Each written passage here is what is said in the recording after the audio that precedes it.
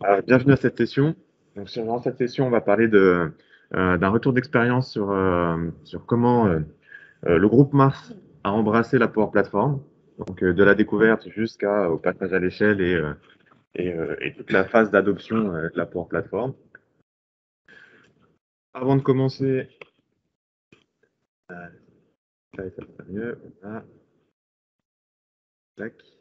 Avant de commencer, je tiens à remercier les sponsors qui ont permis la tenue de cet événement.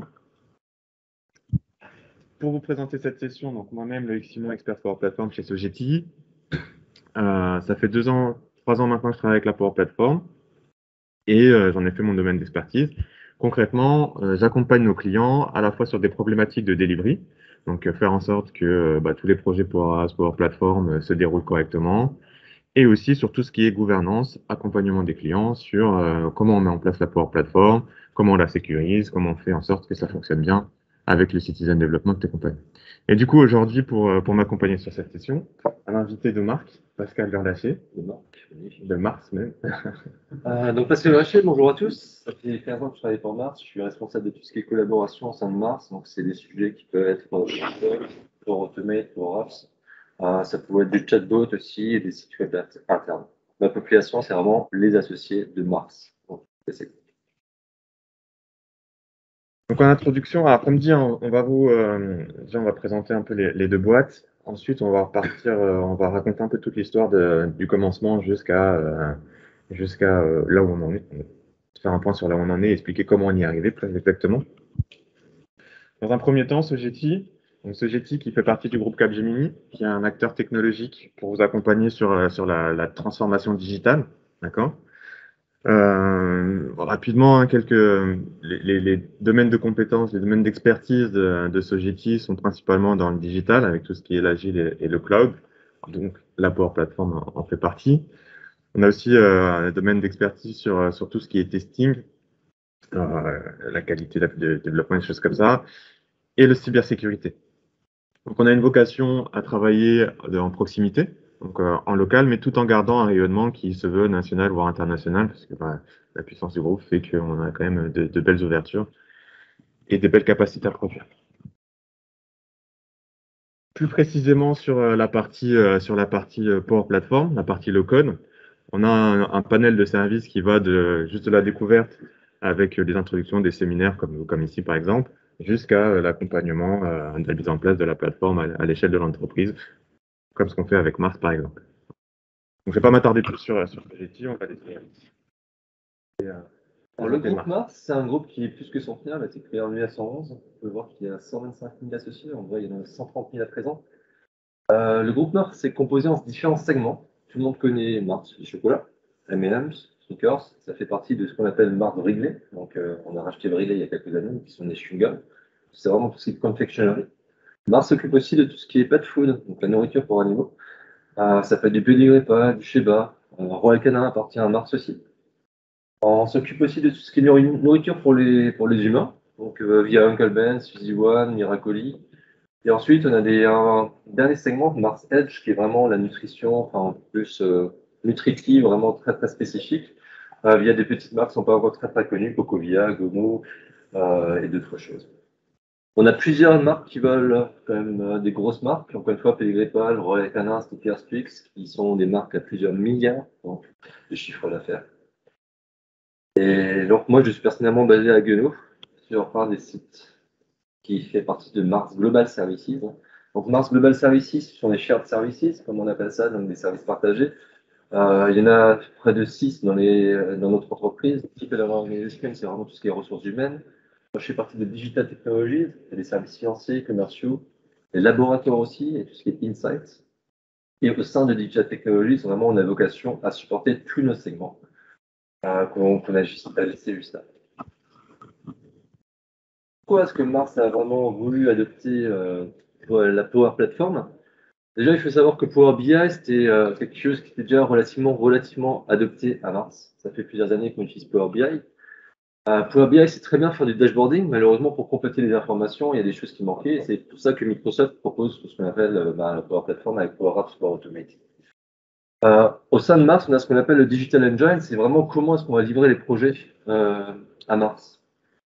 Faut être à la fois agile, faut automatiser, faut utiliser les dernières technologies. C'est vraiment tout ce qu'on nous propose de faire au sein de Mars. Pour faire ça, en fait, vraiment ce qu'on essaie de faire avec Power Apps. Power Apps, on pense que Power Apps est là pour convertir une idée en prototype. Vous pouvez automatiser ensuite des choses via Power Automate. Vous pouvez faire du dashboarding derrière. Vous pouvez utiliser de l'AI Builder. Vous pouvez faire un petit peu de tout ça donc, via cette plateforme. Vraiment être très agile. Et ce qu'on a décidé de faire pour cette plateforme, enfin pour cette présentation, c'est de commencer par la fin, c'est de dire où est-ce qu'on en est. Donc, vous donner les chiffres, là où est-ce qu'on en est, et vraiment comment est-ce qu'on en est arrivé là. Ça ne veut pas dire que les chiffres sont bons. Parfois, il y a des chiffres qui sont bons et oui, il y en a d'autres qui personnellement m'interrogent un petit peu plus. Mais ça vous permet un petit peu de comprendre où est-ce qu'on en est et encore une fois, pourquoi est-ce qu'on en est arrivé là. Ouais. Donc au niveau des chiffres, on voit 20 000 utilisateurs de Power Apps. Donc ça reste quand même une belle utilisation. Donc c'est actuellement la Power Platform, c'est vraiment au niveau du groupe. Parmi ces 20 000 utilisateurs, donc il y a les utilisateurs finaux, mais on a quand même quasiment 1500 flow makers et 1100 app makers. Donc c'est des chiffres environ, mais ça reste une belle proportion. Pas mal de champions déjà identifiés, qui sont, ce qui est important, en dehors de la partie digital technology. C'est-à-dire que c'est des citizens qui sont pris à bras-le-corps la plateforme et qui se sont détachés par leur expertise, alors qu'ils n'ont pas de formation plus que ça technique. En termes d'applicatifs, actuellement, on a plus de 400 applications, 4000 applications, pardon, tout confondu. Donc, Model Driven, Canvas, formulaire SharePoint, euh, tout, tout, euh, tous ces types d'applications-là. Et on a quand même quelques belles réussites parmi ces 400, parce qu'il y a beaucoup, hein, comme Citizen Development, des fois il y a des applications qui traînent, il y a des applications qui ne sont pas forcément grand utilisées, mais on a quand même des applications qui sont utilisées plus de 1000 fois, par mois, il me semble, ici. Voilà. En termes d'organisation, je ne vais pas faire tous les chiffres, hein. En termes d'organisation, actuellement, pour gouverner la plateforme, on est 4 personnes. 4 personnes, principalement des associés Mars. Et derrière, pour délivrer, on a une équipe de 20 personnes, principalement basées en Inde, sur de l'offshore. Et on a un trend de à peu près 25 projets par mois sur la Power Platform. Donc, on a quand même un bon rythme maintenant. Du coup, voilà où on en est aujourd'hui. Comment on en est arrivé ici? Comment on en est arrivé là? La petite question avant, oui. Pour ceux qui sont ici, même en ligne, je vais remettre le micro. D'après vous, quels est les pays chez Mars qui utilisent le plus la Power Platform? Les pays, c'est le pays. Le pays qui utilise la plateforme. Si on pense à Mars, généralement, je pense que je vais peut-être répondre à votre place, on pense aux États-Unis, forcément. Ouais. On peut lui dire, tiens, on est français, donc ça va être la France. On va penser aux Chinois, parce que forcément, ils sont plus nombreux. En vrai, c'est l'Égypte. C'est là que tout le monde fait. Mais ça ne fait pas de sens. Effectivement, ça ne fait pas particulièrement de sens, et c'est ça toute la beauté de l'histoire des Power Apps. Pourquoi? Parce qu'il y a un citizen développeur en Égypte qui a lancé son application, qui a rendu son application relativement visible, mais au sein de toute son équipe au Caire. Donc il y a vraiment une utilisation très très massive.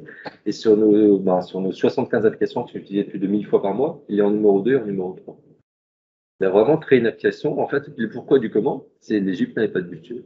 Ils n'ont pas le budget pour créer des applications globales, pour se payer des grosses applications globales. Donc ils l'ont créé eux-mêmes.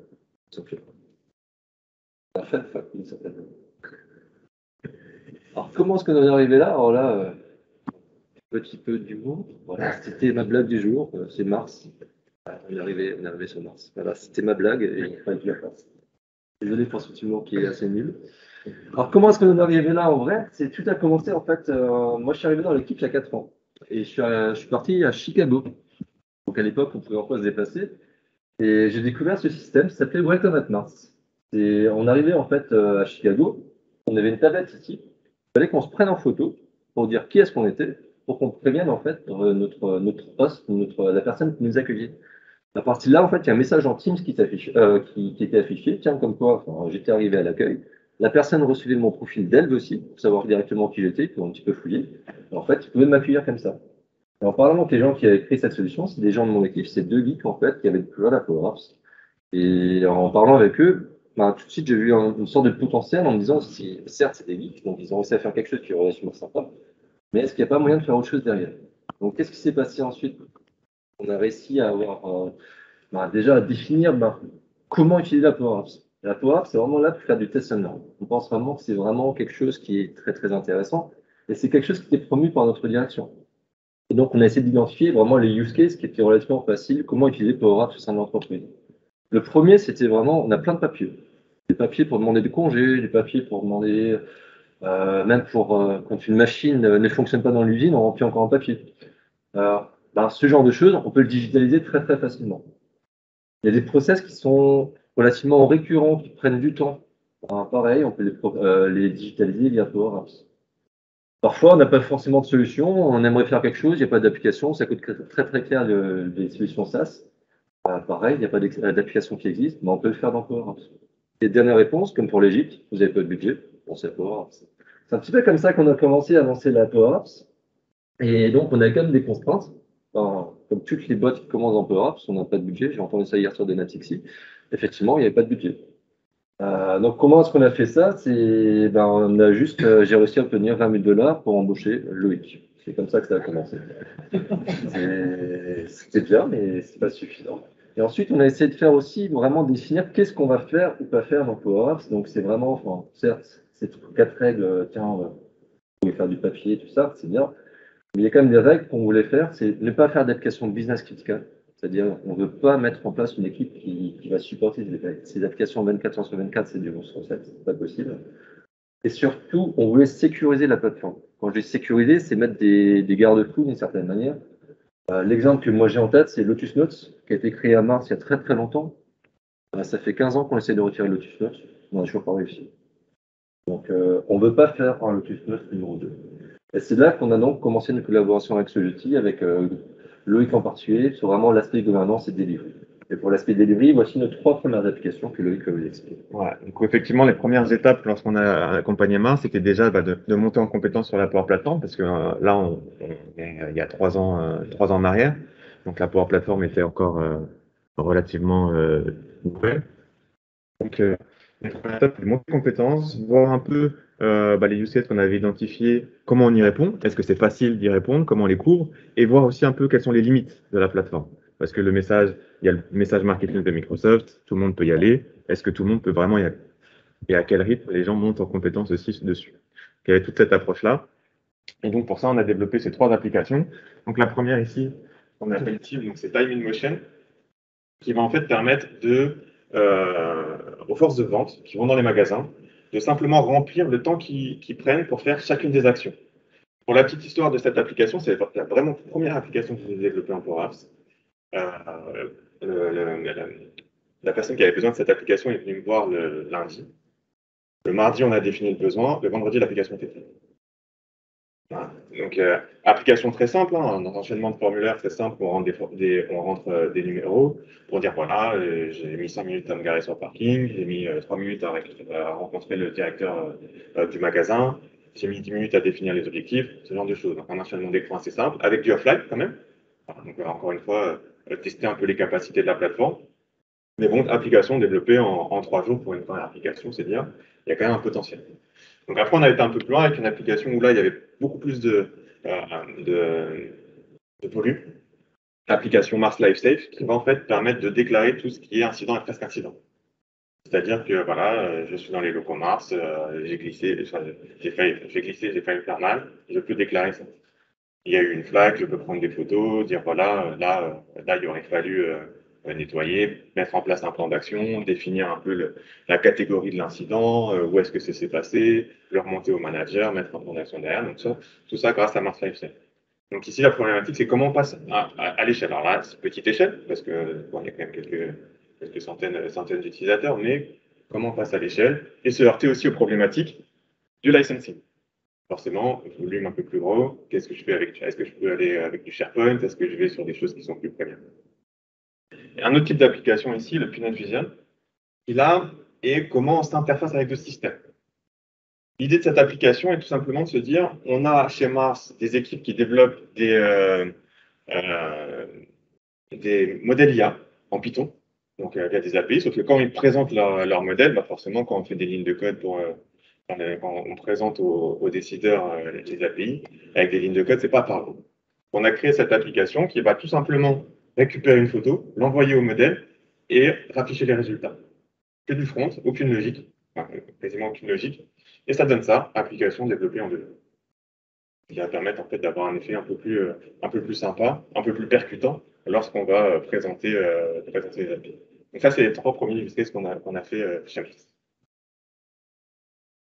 Ces use cases a été relativement sympathique, mais en même temps, on avait déjà des personnes qui étaient des citizen développeurs qui ont commencé à Mars. Alors, ce qui est intéressant de voir, en fait, c'est que cette population, enfin, j'essaie de mettre les différents segments, parce qu'on peut pas Mars fonctionne par segment. Il y a des personnes du côté Petcare, il y a des personnes qui font conflict learning, des personnes multi-state, des personnes de DT, effectivement. Et les géographies étaient relativement intéressantes aussi. Une personne d'Angleterre, une personne d'Australie, une personne d'Afrique du Sud, une personne d'Indonésie. Donc c'était vraiment tout le monde en fait s'était mis à la Power Apps, mais sans qu'on le contrôle potentiellement. Et vraiment, ce qu'ils avaient en commun, toutes ces personnes, c'était ils avaient juste un esprit curieux. En fait, ils n'avaient pas forcément besoin de training, parce qu'en fait, les gens trouvaient leur training eux-mêmes sur YouTube. Mais ce qu'ils avaient besoin, c'est vraiment de guidance d'une certaine manière. Qu'est-ce qu'on a le droit ou ne pas le droit de faire au sein de Mars? Et donc, c'est vraiment là qu'ils avaient besoin de nous. Et toutes ces personnes, c'était assez rigolo parce qu'en fait, justement, on a parlé de near miss. En fait, il y avait une de ces personnes qui avait fait une application, c'était near miss, des presque incidents. Des presque incidents dans l'usine. En fait, ce qu'on pouvait constater, c'est que toutes ces personnes avaient des besoins certes spécifiques pour leur usine, pour leur segment, mais qu'au final, on pouvait les regrouper. Et c'est un petit peu ça l'idée qu'on a essayé de mettre en place derrière Power Apps, c'est chacun des idées, mais en fait, on est là pour les consolider aussi. Et donc là, on peut voir différents exemples de eux, ce qu'ils ont fait. Donc, une personne en Russie a une idée très simple, c'est comment remercier les personnes. C'est je pense que tu as fait du bon boulot. Donc, je vais taguer une personne, en fait, et en fait, si jamais je tague une personne, c'était relativement intéressant comme concept. En remerciement vous-même, parce que vous avez remercié une personne, vous avez un café à la cantine. C'est un concept. Celle-ci, c'était vraiment une application qui a été créée par un Australien. J'étais impressionné par cette démo quand tu m'avais fait la démonstration. La personne, c'est une personne qui fait de l'ingénierie de packaging. Donc, rien à voir avec MarkDT. Donc, pas du tout une personne technique à la base. En fait, ce qu'elle faisait, enfin, elle s'interfaçait avec un autre système, pour faire passer ce système, n'importe lequel, c'est un outil de PPM. En fait, elle faisait un Power Automate qui tous les jours extrayait des données de ce système pour ensuite pouvoir faire un reporting derrière, pouvoir modifier les données derrière. C'était juste impressionnant pour une personne qui ne savait pas du tout la technique. Et la dernière, Loïc, c'est quoi? La dernière, donc, c'est celle de Anne-Lise, qui est aussi une belle histoire. Anne-Lise est responsable de la gestion des plantations de cacao en Afrique. Hein. Et en fait, comment ça se passait avant pour gérer les champs? Les employés allaient sur site, donc ils utilisaient des routes pas forcément bien goudronnées, avec des problématiques de connectivité, parce qu'en Afrique, bah, il n'y a pas Internet partout. Ils passaient sur les plans, ils prenaient les relevés sur des feuilles de papier. Retour à la maison le soir, ils retraduisaient tout ça dans des fichiers Excel, qu'ils envoyaient ensuite par email à Annelise, qui reconsolidait dans un autre fichier Excel pour pouvoir faire du reparti. Beaucoup de travail manuel, beaucoup d'erreurs dans les données, forcément. Un rythme de vie aussi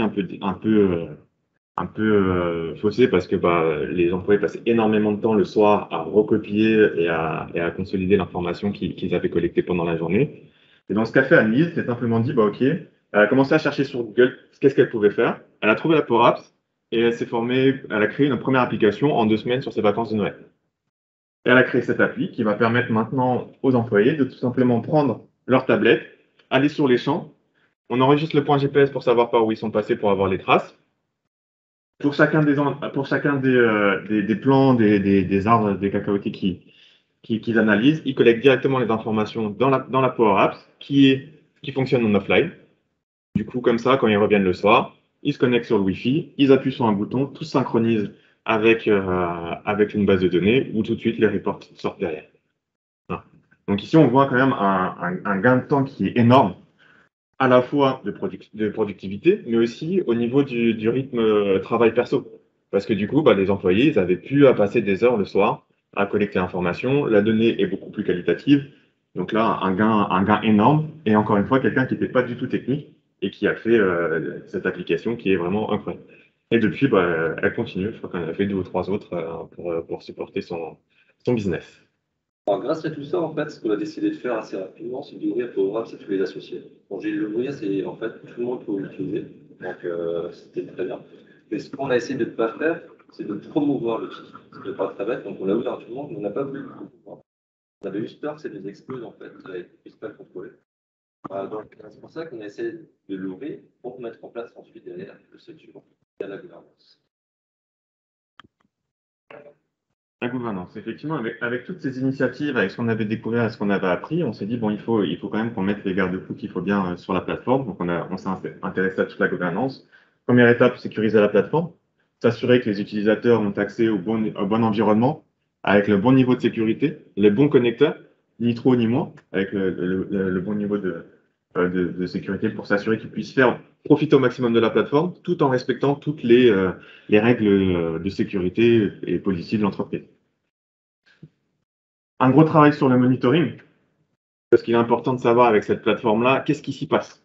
Il y a, comme dit, là, aujourd'hui, avec les 4000 applications, il est important de savoir à tout moment où sont nos applications, à quoi elles se connectent, quels sont les connecteurs utilisés, à combien de personnes elles les partagent, ce genre de choses. Donc tout ça avec du monitoring automatisé, principalement basé sur le COI Starter Kit de Microsoft, d'accord, qui permet justement d'avoir de poser taille de la plateforme et du coup après avec les process qui vont bien autour. Il a fallu aussi, au-delà des outils, euh, mettre en place une équipe pour gouverner la plateforme. Parce que, alors, effectivement, l'équipe de Pascal ici avait pris le lead sur la plateforme en termes de technicité d'administration, mais il faut quand même se connecter avec d'autres pans, d'autres teams de l'entreprise. Les équipes d'architectes d'entreprise, des équipes de sécurité, pour s'assurer que tout le monde est en accord sur l'usage de la Power Platform, s'assurer que les process de sécurité de l'entreprise ils sont bien alignés, que tout le monde est au courant et qu'on puisse avancer correctement tous ensemble. Étape aussi importante, ce qu'on a dit avant, c'est par rapport aux profils qui ont déjà entamé l'utilisation de la Power Platform, ils avaient le besoin de guidance, ok, de les guider. Donc, il a fallu mettre en place aussi un moyen de communiquer avec eux pour leur fournir la best practice, pour leur fournir les ressources qu'ils ont besoin pour savoir justement ce qu'ils ont le droit de faire, ce qu'ils n'ont pas le droit de faire, comment le faire et comment bien utiliser la plateforme chez Mars. Le but de tout ça, c'est vraiment d'éviter tout ce qui est Shadow IT et de garder le contrôle sur la Power Platform. Voilà, tout simplement pour éviter que ça explose et qu'on apprenne en fait au fur et à mesure des use cases, qu'on apprenne aussi de comment les citizen développeurs voient l'outil, quelles sont les problématiques qu'ils creusent, quels sont les besoins qu'ils ont et comment on peut les accompagner grâce aussi au centre d'excellence tout en respectant tous toutes les contraintes de l'entreprise, sécurité, ce genre de choses. Alors, on a trouvé cette situation d'une personne de Toyota en fait qui disait que pourquoi est-ce qu'on fait Power Apps? C'est pas contre le enfin, c'est pas du Shadow IT, c'est contre le Shadow IT. L'exemple qui me vient vraiment à l'esprit quand je pense à cette phrase, c'est en parlant avec une personne d'Angleterre, c'est un développeur relativement avancé. On a découvert qu'il arrivait à se connecter malgré tout ce qu'on avait sécurisé et SAP. Alors comment est-ce qu'il faisait? Il passait par du VBA. C'est très bien joué, mais en fait, il faisait ça depuis 20 ans. En fait, ça fait 20 ans qu'il faisait ça, personne n'était au courant. Donc, la seule chose enfin, moi, mon rôle, c'est vraiment d'apporter cette fidélité au sein de Mars. Donc, on a parlé avec Interface, enfin, des équipes d'architecture et sécurité. Et ce que je leur disais, on peut voir ça de deux façons. La mauvaise façon, c'est effectivement via le Power Apps, on peut quand même faire des trucs qu'on n'arrive pas forcément à contrôler. L'autre façon de le voir, et je préférais cette façon-là, c'est plus que ça fait 20 ans qu'il fait ça, c'est la première fois qu'on le découvre. Donc, ça m'apporte de la visibilité. Donc, c'est vraiment ça, en fait, qui a réussi à convaincre, d'une certaine manière, d'ouvrir nos races. Ensuite, le deuxième coup de chance qu'on a eu, c'est il y a eu le Covid. Ça peut paraître très bête, mais le Covid a encore plus accéléré les choses pour nous. Pourquoi? Parce que durant le Covid, c'était le sentiment qu'on avait, on était tous à la maison, on se sentait tous un petit peu inutiles et on s'était juste dit, mais qu'est-ce qui va se passer après le Covid? Et donc, en fait, avant même que Microsoft crée sa propre application pour retourner au bureau, nous, on a créé notre propre application pour retourner au bureau. Elle s'appelle WeCare. Cette application a été d'abord dédiée juste pour la France. Avant même qu'on l'implémente pour la France, c'est vraiment une autre histoire que j'aime beaucoup. On a essayé de la mettre pour la France, mais pour la mettre pour la France, il faut d'abord passer par les instances représentatives du personnel, qui en fait partie pour Mars, donc je ne peux pas cliquer. Mais toujours est-il que ça prend du temps. Et donc, on a essayé de la faire pour la France, mais avant de réussir à la mettre en place pour la France, elle était déjà implémentée en Pologne et à Dubaï. Et actuellement, cette application, donc elle a été créée, je crois, en juin 2020, dans mes souvenirs. Elle est utilisée sur 86 mars, et il y a 12 000 utilisateurs qui l'ont utilisé le 5 mars. Grâce à grâce à cette application, en fait, j'ai pu présenter un Power Apps à notre CDO, donc notre Chief Digital Officer. Et c'est là que, bon, on était déjà relativement bien, mais ça s'est encore accéléré. C'est là qu'on passe sur le slide suivant, où la digitalisation n'est plus vraiment une option. Alors, en présentant Power Apps à notre big boss informatique au monde, nous avait fait un défi, organiser un hackathon. Ça peut être quand tu m'as dit ça, c'était à la fois une très bonne surprise et une très mauvaise surprise. Mais quand vous êtes dans un groupe de 130 000 personnes, organiser un hackathon en virtuel, ça peut être tout et n'importe quoi, sachant qu'il avait un objectif de au moins attirer 2000 personnes lors de ce hackathon. Donc, qu'est-ce qu'on voulait faire déjà? Enfin, la première chose qu'on a faite, c'est qu'est-ce qu'on veut faire durant ce hackathon? Donc, c'était déjà, juste avant d'expliquer, on ne voulait pas mettre d'attention sur Power Apps, là, on voulait mettre l'attention sur Power Apps. Donc, c'est vraiment ce qu'on appelle mettre de l'awareness, donc créer de l'attention. On voulait aussi collecter des idées. Pourquoi? Parce que tout le monde est à la maison, donc comment est-ce qu'on peut encore avoir les idées des différentes personnes sur qu'est-ce qu'il est possible de faire dans le point de vue digitalisation? Tout le monde étant à la maison, on voulait faire quelque chose d'amusant, donc créer un environnement qui soit stimulant. Et on voulait aussi célébrer tout ce qui a été fait par le passé, parce qu'on avait déjà plein d'applications qui étaient relativement intéressantes, et aussi des choses qu'on a prévu de faire. Donc on voulait un petit peu promouvoir nos citizen développeurs et leur permettre aussi de se vendre, parce qu'en fait, ils avaient fait des choses qui étaient relativement extraordinaires sans que quiconque soit au courant. Alors, par rapport à tout ça, en fait, on avait différentes mesures de succès.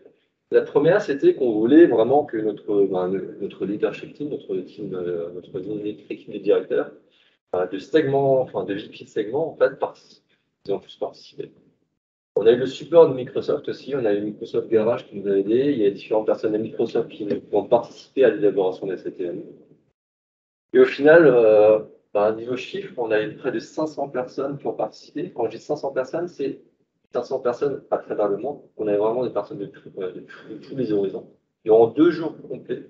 Donc, c'est 2 jours où, en fait, ils ont fait que du Power Apps, qui venaient vraiment de tous les segments, de toutes les régions, de toutes les fonctionnalités. C'est relativement intéressant. On avait, outre 500 personnes, on avait vraiment beaucoup de monde à l'opening and closing session. Et je crois qu'on est, au final, avec près de 2000 personnes en tout et pour tout, si on compte toutes les personnes. On avait vraiment beaucoup de personnes, faut distinguer ça. On essaie de faire un hackathon. C'est pas une conférence. Les personnes ont fait des conférences. Ce qui est intéressant aussi, c'est qu'avant d'arriver à ce hackathon, en fait, ils ne connaissaient rien à Power Apps. On avait beau leur envoyer le matériel en avance, tiens, vous allez vous former. À Mars, on ne se forme pas trop avant d'être dans le truc, donc ils ne sont pas formés. On a dû les former durant les 2 jours. Et ensuite, ce qu'on voulait vraiment, c'était, certes, on avait beaucoup de challenges, et chacun pouvait venir avec son propre challenge. Il fallait composer son équipe que vous ne connaissez pas forcément, donc il fallait rencontrer des personnes que vous ne connaissez pas. Et le but, c'était quand même, au bout de 2 jours, faire quelque chose. Et sur les 100 équipes, donc il y avait 500 personnes, 100 équipes, sur 100 équipes, il y en a 75 qui ont réussi à faire un prototype à la fin. Et ensuite, le dernier truc, la dernière mesure de succès, pardon, c'était vraiment de garder, est-ce qu'on aura plus de systèmes développeurs par la suite, est-ce qu'on aura plus d'applications? On a voulu faire un survey aussi pour savoir si les gens étaient satisfaits. Au final, on n'a même pas besoin de faire des surveys. On a une vidéo en fait, de tous les gens en fait, qui nous remercient pour nous dire que vraiment c'était super intéressant.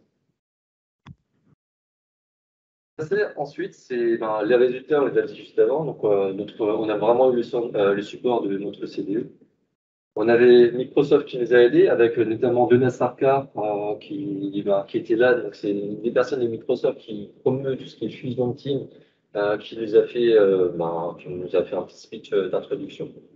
On a vraiment eu un partnership avec Microsoft. Donc, les gagnants du hackathon, en fait, vont participer au hackathon de Microsoft dans les prochaines semaines. Et encore une fois, j'insiste sur le fait que c'était une compétition, mais c'était aussi un événement pour se former. Et moi, j'ai vraiment ce souvenir, c'était durant le hackathon, je crois que c'est mercredi. Ça fait 3 jours pour travailler vraiment en non-stop, vraiment beaucoup. Et en fait, le hackathon, c'est fait via Teams. Et en fait, on voyait au fur et à mesure, on avait quand même une 50aine de challenge Teams. Et toutes les personnes, en fait, il y a des vidéos qui commencent à s'activer au fur et à mesure. Et en fait, nous, on était là en tant que coach, et on pouvait rentrer dans chacune des discussions.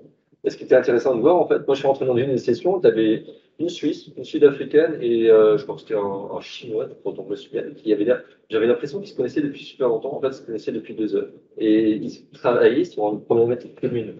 Et c'est vraiment là, en fait, où il y a vraiment un super sentiment de se dire que ces gens se sont rencontrés grâce à la Power Apps, c'est grâce à cette. C'est ça qui était vraiment très, très intéressant. Alors, ce qu'on a essayé de faire, je vous le disais aussi, c'est qu'on a essayé de faire un truc qui était fun. Et vous avez probablement une image qui vous intrigue, c'est celle-ci. C'est comme ça qu'on a réussi à convaincre notre directeur informatique aussi du monde.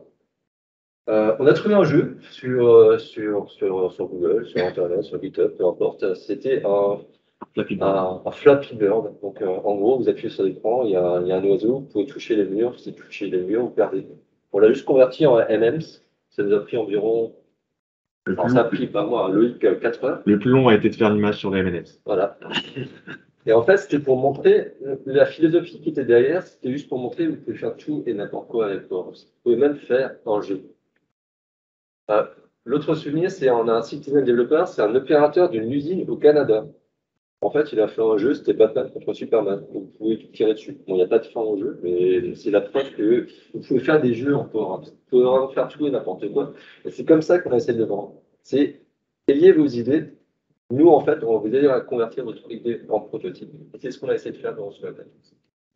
Sur Hackathon, on a aussi utilisé la Power Platform et toute la suite Microsoft 365 pour soutenir justement l'événement. Toutes les applications d'inscription et de gestion des idées du hackathon ont été collectées grâce à une Power Apps.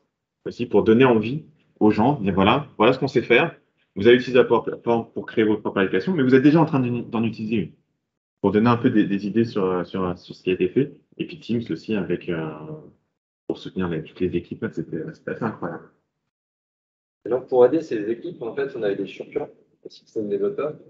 Ce qui était incroyable aussi, c'est de voir la passion des citizen développeurs. Donc, j'ai notamment le souvenir de 2 personnes qui étaient basées en Russie, en fait, qui ont travaillé de 8 heures à minuit dans 2 jours d'affilée pour aider non seulement les gens qui étaient en Europe, mais aussi les gens qui étaient aux États-Unis ou donc en fait, c'était vraiment, on a créé un sens une communauté en fait Power Apps au sein de nous, ce qui est vraiment très très intéressant.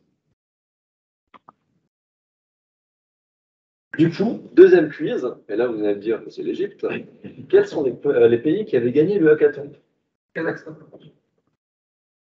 Ça aurait pu être le Kazakhstan. Donc effectivement, pour une fois, il y a les États-Unis. Donc on avait 5 vainqueurs. On a essayé de faire un petit peu une répartition entre les segments et la géographie. Donc forcément, les gens qui ont gagné qui venaient des États-Unis. Il y a un autre gros pays, c'est le Brésil.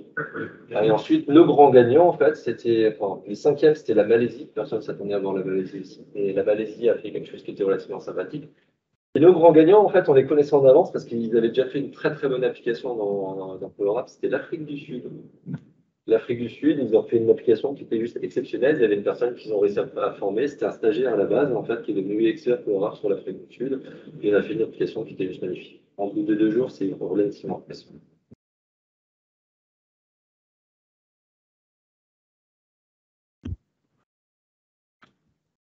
Alors, par rapport à tout ça, en fait, plus vous promouvez la Power Platform et plus vous devez avoir une discipline aussi d'une certaine manière derrière. Vraiment, ce qu'on a essayé de faire, c'est vraiment trouver un modèle qui était à la fois entre le citizen développeur et notre équipe à nous, qu'est-ce que nous on peut faire.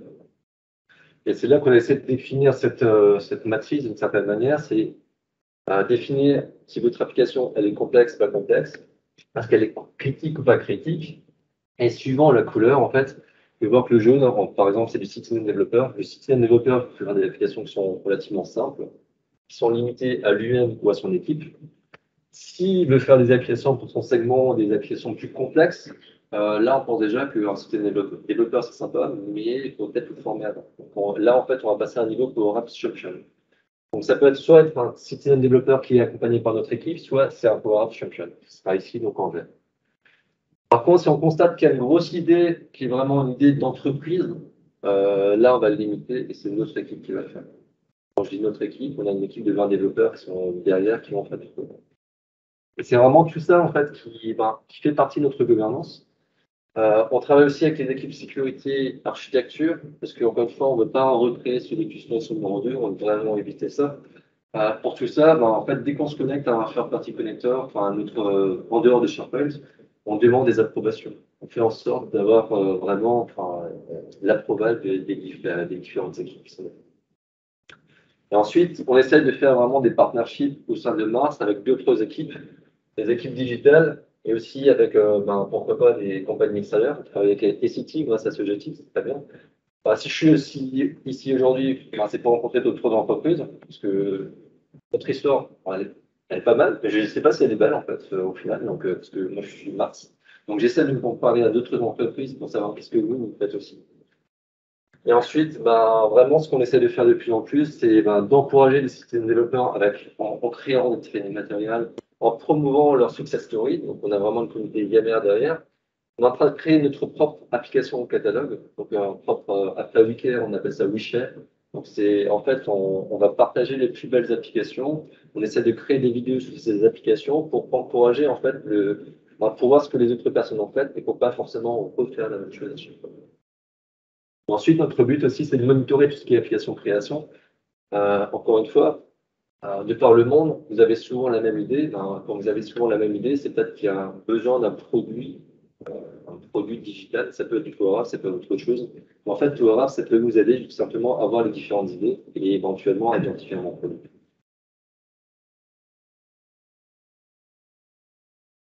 On va passer à la conclusion. Du coup, pour récapituler un peu toutes les phases par lesquelles Mars est passé, je vais reprendre un article qui a été publié par James Parker il y a quelques jours, qui était très pertinent à mon sens, qui le décrit sous cette forme-là. Donc, phase 1, découverte. Qu'est-ce que la Power Platform? Qui l'utilise déjà? À quoi ça sert? Donc, forcément, phase nécessaire, hein. Ensuite, on a commencé à créer les premières applications avec notamment celle que je vous ai présentée, Mars LifeSafe. On avait quoi d'autre? On avait Meton Digital Data aussi pour les entreprises qui était intéressante. On a ensuite explosé avec la phase 3 qui a, d'après James Parker, lui, ce serait plus sur passer à l'échelle un peu sur le nombre d'applications en production. Puis créer centre d'expertise. Quand on regarde un peu la trajectoire de Mars, nous, on a plus explosé sur la phase 3 grâce au hackathon. C'est là où on a vraiment passé à l'échelle, on a vraiment ouvert la plateforme, promu la plateforme pour une utilisation au sein du groupe. Et du coup, c'est vraiment là où c'est passé à l'échelle. Aujourd'hui, Mars est dans la phase 4 bien avancée, où on est en train on a déjà posé les bases du centre d'excellence, et du coup maintenant, avec l'utilisation de plus en plus grande de la Power Platform, il faut aussi que le centre d'excellence s'adapte. De plus en plus d'applications, de plus en plus de besoins, de plus en plus de demandes. Donc, il faut voir comment s'assurer que le centre d'excellence tient la route par rapport à tout ce qui est fait, tout ce qui est fait par les citizen développeurs et tout ce qui est demandé aussi d'un côté delivery. Parce qu'actuellement, l'équipe qui est dans le centre d'excellence fait à la fois la partie gouvernance et à la fois la partie delivery. Donc, on a cette équipe-là. On a vraiment embrassé le modèle test and learn. L'idée, c'est vraiment de faire en mode itératif. On n'a pas pris le parti de tout bloquer, s'assurer qu'on est prêt et ensuite d'ouvrir, mais on a pris le parti de grandir avec les utilisateurs. On a posé les bases, on a sécurisé les fondations pour s'assurer que ça ne parte pas n'importe comment. Et petit à petit, on a appris, et en apprenant, on a construit dessus pour accompagner au mieux les gens de l'entreprise. Et pour donc accompagner les citizen développeurs, mais aussi répondre aux contraintes et aux demandes des autres équipes sécurité, équipe architecture, pour s'assurer que tout était sous contrôle. Parce que forcément, quand il y a centaines d'utilisateurs, les contraintes ne sont pas les mêmes que quand il y en a parmi eux. Voilà. On arrive maintenant à un stade où on se demande, on s'est trouvé un paradoxe sur la Power Platform. C'est vraiment un vrai paradoxe, c'est parce qu'au final, donc, mon équipe, c'est une vingtaine de développeurs. C'est à un moment, on ne peut pas à la fois gouverner et délivrer en même temps, d'une certaine manière. Donc ça devient un vrai paradoxe et vraiment quelle direction prendre. Donc James Parker disait qu'il y avait 4 étapes, alors je pense qu'on est dans la 5e. Si on se pose vraiment la question, c'est quoi la suite? C'est comment contrôler cette suite? Quelles sont les bonnes choses à prendre? Il y a plein de choses qu'on pourrait faire, encore une fois. Donc, il y a plein de choses. Et il y a Builder, Virtual Agent, les portails. C'est des choses qu'on peut explorer. On a déjà exploré d'ailleurs au passage. D'un point de vue delivery, on peut vraiment faire beaucoup de choses. D'un point de vue gouvernance, on peut déjà faire. Il y a d'autres choses à faire. Donc, c'est vraiment quelle est le sens profond de mon équipe d'une certaine manière, c'est est-ce que c'est délivré ou gouverné, ce qui n'est pas forcément vraiment la même chose. Et le vrai paradoxe qui est derrière, c'est pour Apps, en fait, c'est censé être du citizen développeur.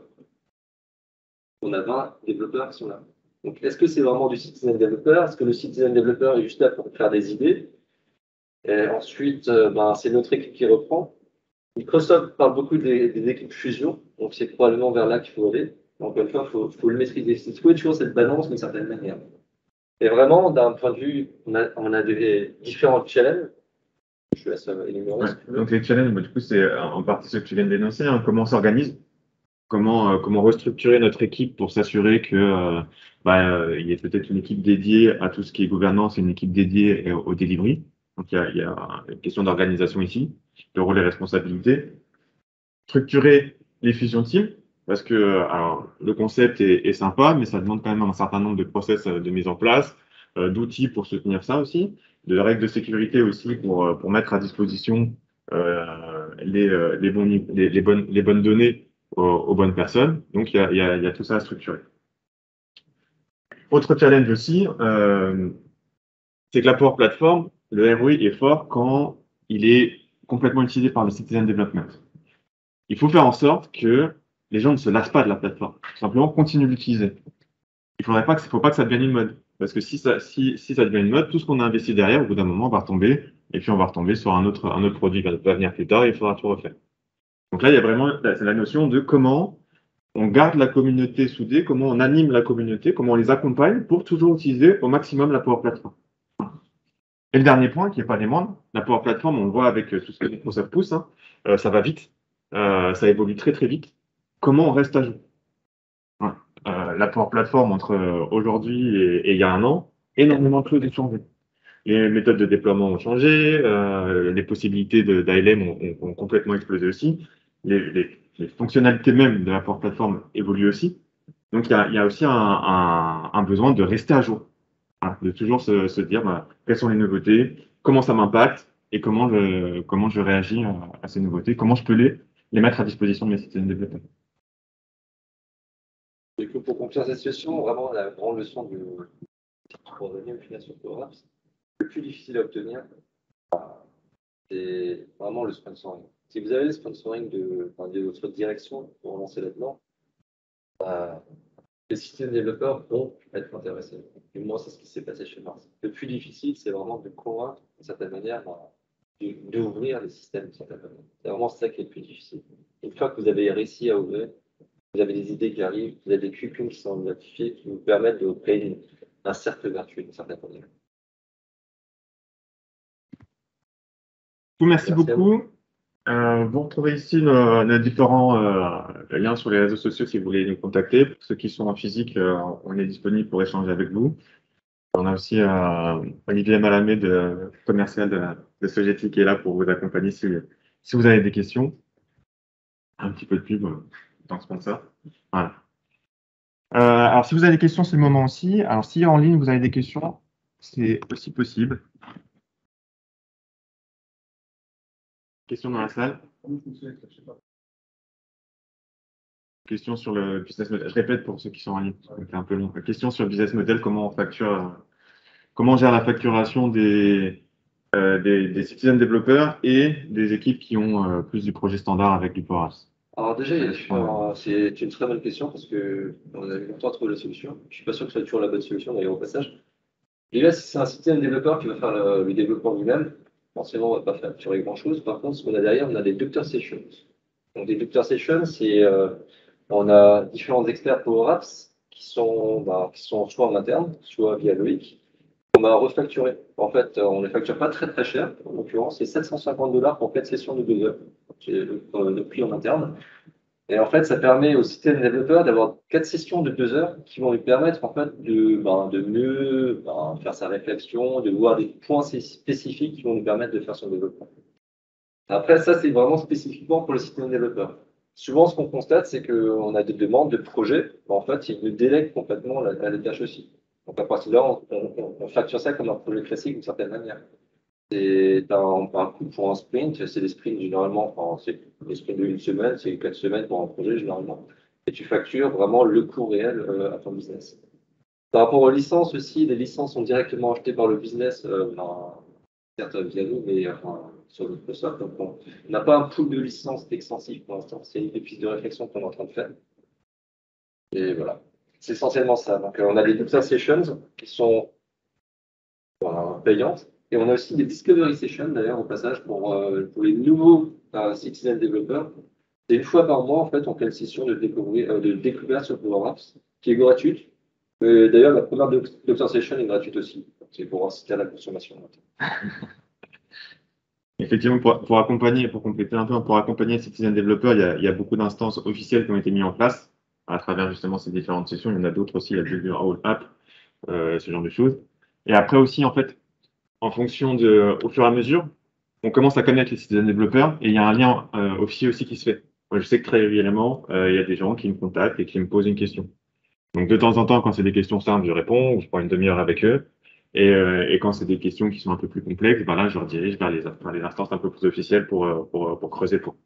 Donc il y a aussi une proximité qui se fait, qui permet aussi de garder un peu de contact avec la communauté. C'est ce que je disais, hein. L'animation de la communauté, c'est très important.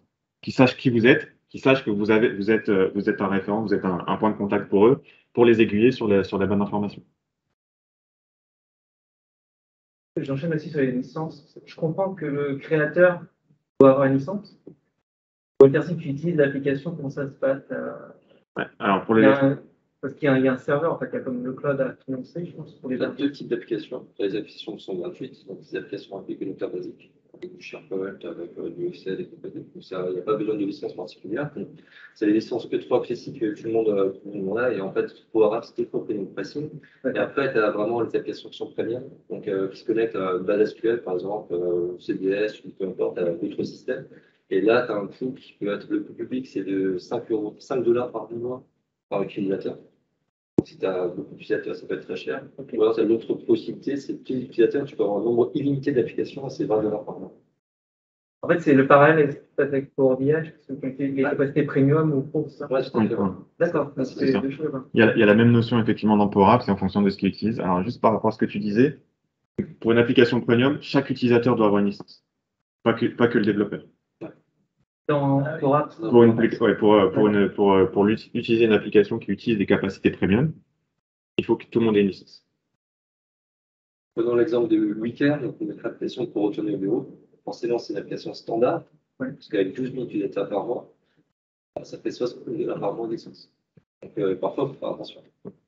Donc là, pour éviter les coûts de licence, il y a des architectures à mettre en place et à réfléchir correctement pour s'assurer qu'on doit soit aller sur des choses avec des licences, soit utiliser des biais un peu détournés pour éviter les coûts de licence. Forcément, lorsqu'on veut éviter les coûts de licence, ça complexifie un petit peu l'architecture. Donc il faut quand même il faut être vigilant.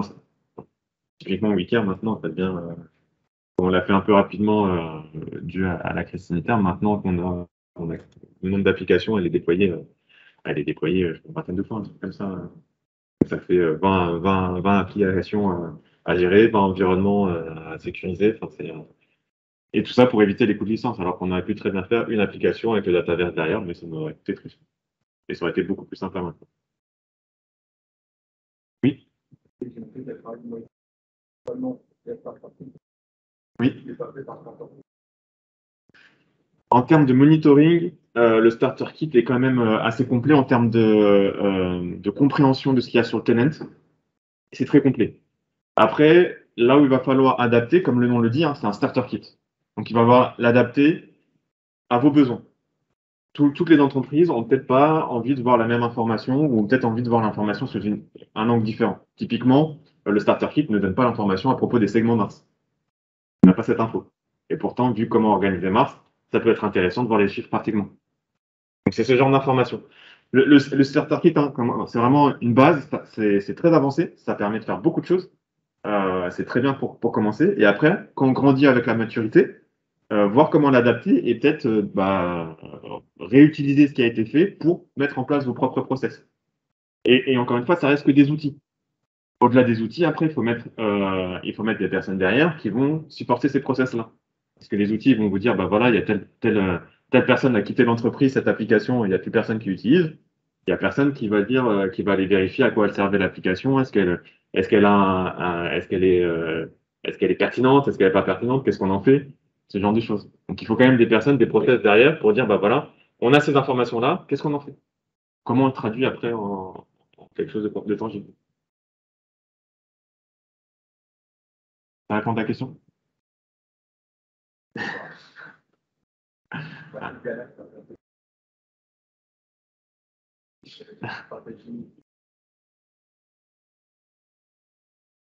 Alors, très bonne question, très mauvais chiffre, on en a plus de 600.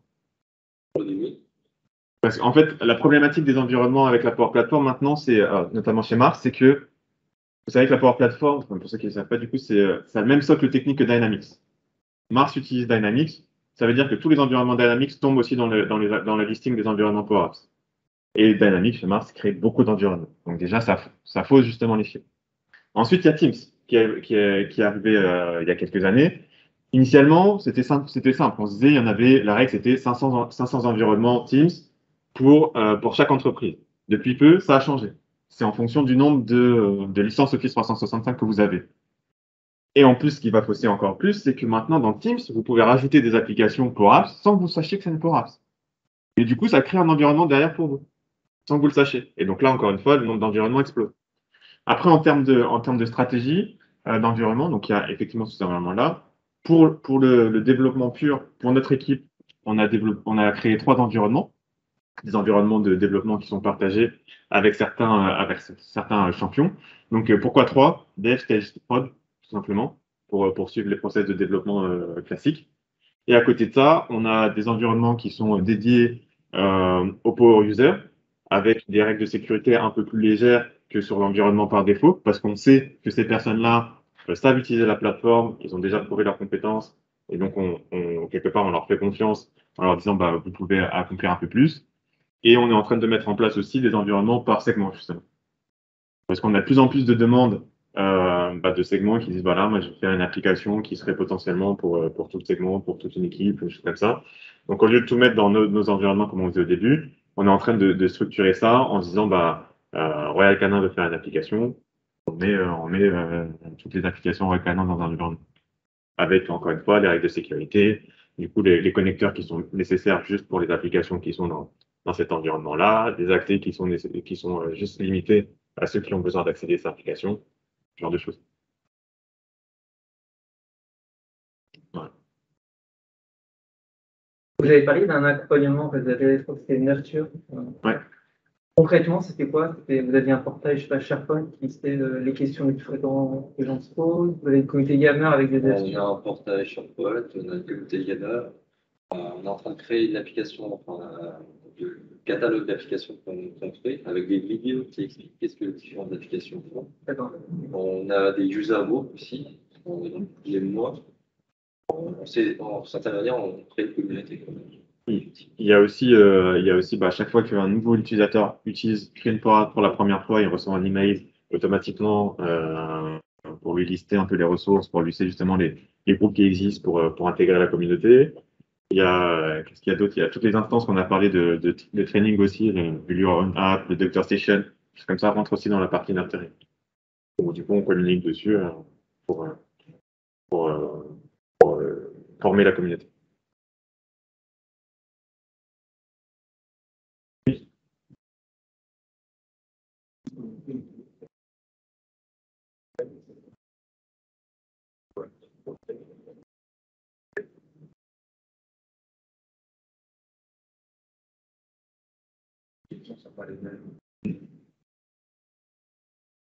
On n'en a pas une ou deux, on est limite à 5. On a créé une communauté SharePoint, on a créé une communauté workflow, ça peut être avec du Power Automate, on a aussi Nintex derrière, et notre capacité. On a une communauté Power Apps, on a une communauté Power Apps par développeur de notre équipe. Et après, on a vraiment la communauté de Mars tout court, donc on a dit à nos clients d'application. D'ici 2 semaines, on peut par exemple envoyer une newsletter avec notre catalogue d'applications. Et là, c'est pour 20 000 personnes qui ont utilisé Power Apps. La notion de communauté, c'est un petit peu, on peut la définir dessus en fait. Après, je pense que ça peut être intéressant, même pour les citizen développeurs, d'être au contact de personnes qui ont une expérience technique. Parce que justement, confronter les deux points de vue peut être très, très enrichissant. d'avoir le citizen qui va sûrement avoir plus de recul sur son métier parce que lui, il y est confronté tous les jours. Et la personne technique, lui, va avoir plus de recul sur comment on crée une application et qui va peut-être, du coup, alimenter les échanges d'un point de vue technique. Et donc, je pense que c'est bien d'avoir un espace quand même où on a tout le monde.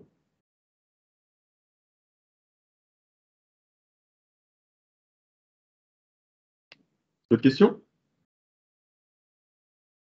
Alors, en ligne, a priori, il n'y a pas de questions. Non, pas de questions en ligne. Vous avez eu l'année dernière encore, ça m'intéresse. Avec plaisir. Vous avez utilisé des outils pour automatiser vos tests, que vous créez des applications, mais après, il faut tester peut-être Ça fait partie la de charge, notre tout ça. effectivement. Enfin, c'est particulièrement vrai. Une question qu'on n'a pas eue, mais qu'on aurait pu avoir, c'est sur le support de ces applications. C'est comment supporter ces applications, comment faire en sorte qu'elles soient vraiment, si une personne part, comment savoir qu'est-ce qu'elle faisait derrière. Le testing en fait partie, ça fait partie de cette challenge, effectivement. Donc, Il n'y a pas de module fourni par la Power Platform. Avec la Power Platform, actuellement, il y a un outil de testing qui est en preview et qui reste encore assez limité et qui, de mémoire, n'est pas encore forcément intégrable avec tous les outils en industrialisation, type Azure DevOps et compagnie. Il y a des prémices, il y a des choses qui se mettent en place. Il faut garder en tête que la Power Platform reste une plateforme qui est jeune. Elle a encore beaucoup de choses à apporter, bien que ce qu'elle nous produit maintenant est très qualitatif. Mais on a encore une marge de progression qui est assez grande, notamment sur tout l'aspect industrialisation. la transparence, c'est quelque chose qu'on prévoit de faire pour en 2022. On aura une personne dédiée à tester. Pour faire du vrai Pour testing. faire des tests, faire les scripts de tests. Et ça commence à devenir une règle de nos équipes. C'est un boulot.